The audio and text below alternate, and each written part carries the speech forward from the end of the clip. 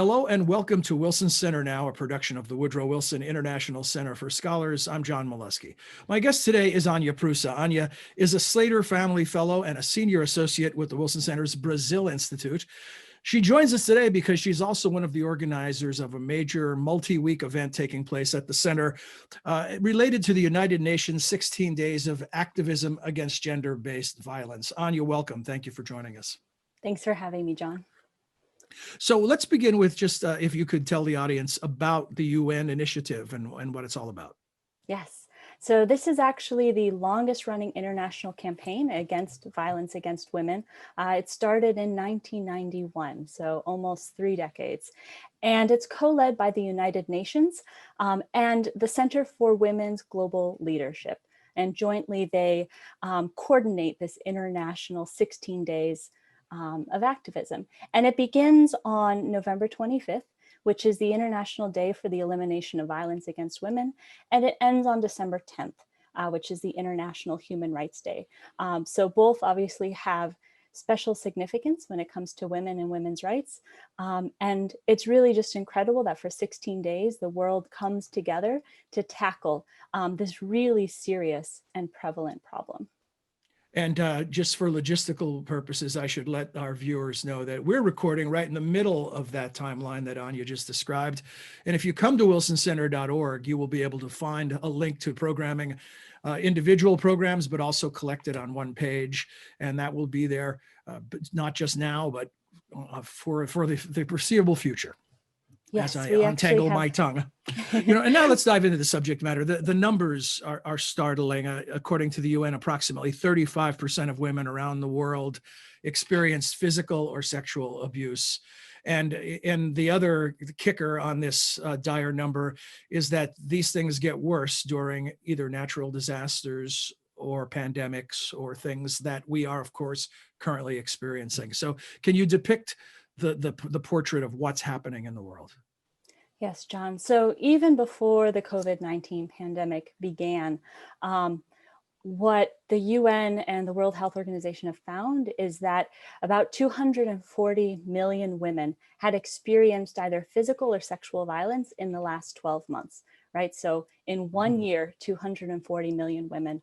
And that's about 18% of women aged 15 to 49. So this is really significant, right? This is something that many women you and I know, have experienced in their lives. And when the COVID-19 pandemic hit, it exacerbated many of the risk factors that we know impact gender-based violence. And so these could be risk factors like unemployment or economic insecurity, which might cause instability within the household. And it also makes it harder for women to go out and work, right? To actually leave the homes, earn an income, have some sort of economic independence.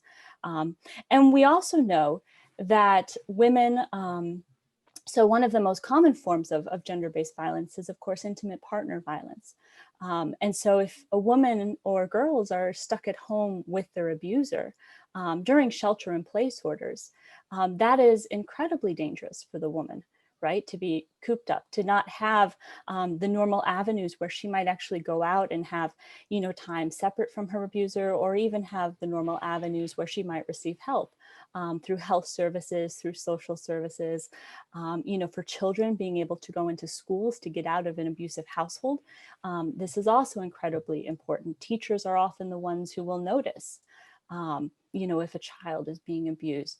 And so many of these avenues have been shut down because everyone is at home, and it really limits women and girls' opportunity to actually seek out help. And Anya, what is that technical term you used? Intimate partner abuse or intimate partner violence. Yeah, which of course is sort of clinical when what we're really talking about here is the people that in normal circumstances you would count on to protect you, not to harm you. Fathers, yes. Brothers, caregivers. Mm-hmm. Exactly. And that's why in many ways this type of violence is so complex and so challenging, because these are relationships where love is involved often, right? So many women are in a relationship with their abuser, and they may feel a sense of love. They may feel like, they know their partner is abusive, that their partner hurts them, but they want to save their partner, right? They feel this sense that they need to stick it out, that they need to help fix this man. And it often is a man, right? Obviously, gender-based violence can impact men, and I don't want to discount that, but it is women who bear the brunt of it worldwide. And then also, you know, if you're in a family dynamic, it might be that other family members are complicit, right? Who do you turn to? You know, in countries where, you know, a woman might marry into her husband's family and his household, you might not be able to turn to your in-laws who live with you, right? Because they might support your partner in that relationship. And so it can be incredibly difficult for women to leave, for women to even recognize that they are in a situation where someone is committing crimes against them, right? This idea that gender-based violence, it's not just a domestic spat, it is a crime. And around the world, many countries have passed laws criminalizing rape, criminalizing abuse, you know, and especially criminalizing its most extreme form, which is femicide. And that is the killing of a woman specifically because of her gender. But for many women, and in many ways, you know, for the men they are involved with, this type of abuse, intimate partner violence, is not labeled as a crime. And so that's one of the first challenges, to make sure that people are aware that this is criminal, this is serious, and it is something that you can and should be able to report to the police and have the police take it seriously. So I know there might be obvious assumptions about this, but I want you to talk a bit about the increase of this type of violence during humanitarian crises or during natural disasters, and what it tells us about the traditional role of women and the extra burdens they carry within a household, and why either more time at home or stresses on the home have this impact on them. Mm-hmm. So what we've seen since COVID-19 began is we've seen an increase in reports of gender-based violence. Around the world, a number of countries have seen, you know, increased calls to hotlines. For example, in France, calls went up 30%. In Singapore, it went up 33%. In Mexico, 25%. So you're around the world, right? You're seeing an increase in the incidence of violence. And what we suspect is that this increase isn't the full story, because again, if you go back to the fact that many women are, you know, sheltering in place with their abuser, it actually can be very hard if you're in a small apartment or you're in a shared space to find that time alone to make a phone call or even to text a helpline, because, you know, what if you don't have privacy? And we know statistically that the moment when a woman comes forward to report or tries to leave a situation in which there is violence, that is actually the most dangerous point of time for the woman. So to actually take that step to report takes tremendous courage. And it's very hard when you might not have privacy within your own home during this period of time. So, you know, the increases that we're seeing, right, the 30% increase in calls to hotline, this is probably just the tip of the iceberg. And it's an indication of just how serious the situation is for women right now. And the bad news doesn't stop there. You mentioned workplace gender-based violence. So this isn't just domestic, something that happens among people with relationships. What is the picture in the workplace? What are women facing in those circumstances? Yes. And I'm so glad you mentioned that, John, because I think when we talk about gender-based violence, we tend to go straight to intimate partner violence and domestic abuse. But gender-based violence really is, you know, the broad scope of violence that occurs because of gender. And so this can include workplace harassment and economic discrimination. These things are a continuum, right? And they are grounded in kind of these historical and cultural legacies of the power imbalance between men and women in our societies. And so, you know, one of the things that we see is women's economic opportunities are often limited because of the harassment that they might experience at work. And this is particularly serious for women who are involved in the informal economy. So actually about 90% of employed women in developing countries are in informal labor markets. And this means they're often not subject to labor laws in their countries. They're not subject to the same rights and guarantees that someone would be if they're within the formal workplace, right? If their job is essentially registered with the government, the business is paying taxes. So these women, first of all, it's much harder for them to figure out how to report violence if they want to go that route. But they also lack, protections that might not seem as serious, but nonetheless have a real impact, right? If you're employed in the informal labor market, you probably won't get a pension. And so then you're more economically vulnerable. You might not have the same rights to childcare support or some of these other things that we know have a huge impact on women's ability to work. And we also know that when women experience violence and harassment and discrimination in the workplace, they're much more likely to leave the workplace. So in Mexico, for example, 75% of women who work actually report dealing with some level of harassment at work. And of those who actually are victims of harassment, 40% leave the workplace because of that. They quit. And so again, this goes back to, this fundamental issue of gender inequalities, and it's self-reproducing in a way. Women are leaving because they're experiencing harassment and discrimination. They're leaving the workforce, but then they don't have the same level of economic agency as men do, right? They're not earning what men are earning. And so it all just combines into this, really complicated ball of problems. And I think one of the big steps forward that we are taking, and I actually want to commend the work of the International Labor Organization for taking leadership in this. They had a convention that was passed and will be going into force next summer.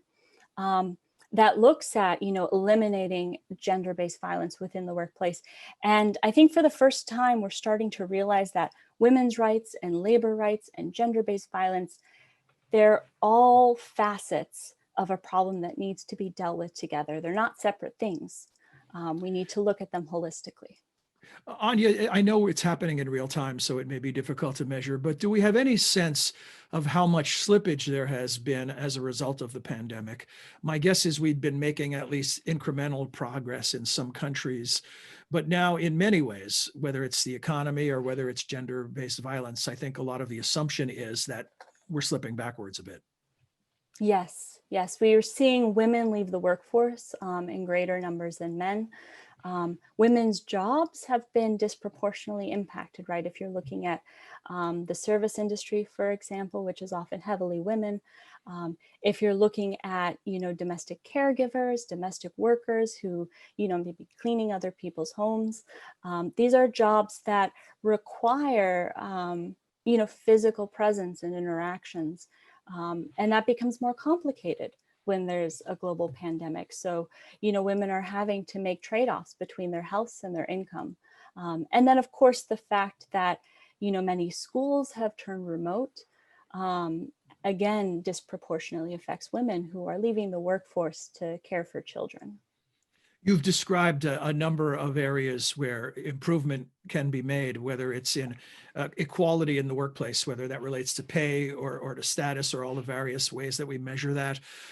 Certainly, more awareness. You're a champion in that regard, in raising awareness around the issues. What are some of the other levers that need to be activated to improve the circumstance? Is it existing laws being enforced in a more robust manner? Is it new laws? What are some of the other areas we can look to? Awareness is certainly a huge step, right? Bringing this issue out of the shadows, out of people's homes, and making it clear that gender-based violence matters to us all, right? Just to give you a sense of like the economic impact, right? Gender-based violence costs the global economy about $1.5 trillion per year. This is a UN estimate. That's the size of the economy of Canada, right? Mm-hmm. So there are real economic impacts, to say nothing of the impact on the women and the girls who are actually experiencing this violence. So it is, critically important that we raise awareness and kind of highlight that this is something that needs to be tackled. So that is certainly, a big step, and it's, been a real privilege for me to be at the Wilson Center and to see our organization really, helping lead the way in that regard. But there's a lot more to do. Awareness is only the first step. You have to follow through. And that means, taking laws that are good. I obviously focus on Latin America, on Brazil, and many countries in the region have passed really robust laws designed to, criminalize femicide and criminalize other forms of gender-based violence like domestic abuse. The challenge often is with the implementation. So you can pass a really good law, but then you have to have the resources behind it. You have to train prosecutors and you have to train the police to be able to implement the laws and empower them so that they understand how complex some of these issues are. It takes women, a number of times to actually decide to leave an abusive relationship. I believe it's, a woman might try 7 or 8 times to leave before she actually does. And so for police, this means that the first time they get a call, a woman might not be ready to file charges, right?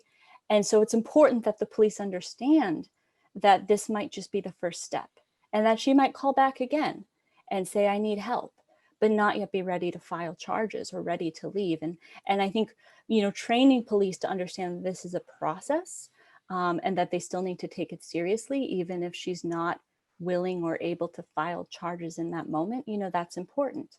And it's the same thing with prosecutors, right? Training them how to use the evidence that's available, how to build cases that are credible and will hold up in a court of law. So that we don't fall into this trap of saying it's just he said versus she said. All these things are, work that governments and civil society can do to make sure that the laws are actually being implemented on the ground in a way that protects women and prevents violence. And I do want to add, on the issue of work, it's really important that you work with employers as well. So some big companies are, already taking steps in this direction to implement the ILO convention, but more needs to be done, right? And governments have a role to play there as well in ensuring that their own labor laws are being implemented and that their labor laws actually do protect women. Well, before I let you go, thank you for that amazing overview of the situation.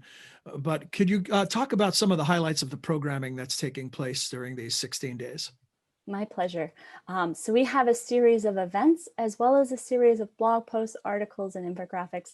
And everyone who's watching can check it out on gbv.wilsoncenter.org. So GBV, which is the acronym for gender-based violence. And our events, we have 10 Wilson Center programs co-sponsoring, which is really incredible. And the 7 events really touch on many of the broad facets of gender-based violence.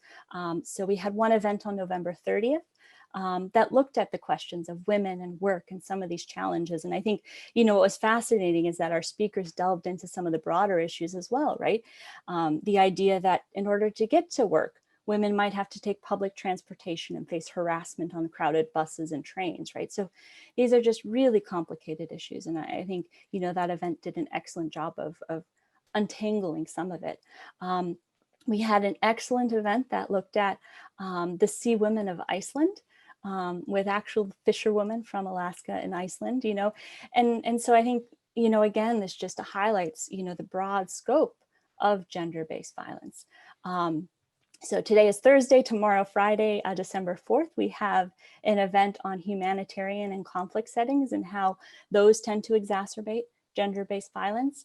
And again, that touches on the themes that we've been talking about with COVID, right? How in times of stress and uncertainty, violence increases.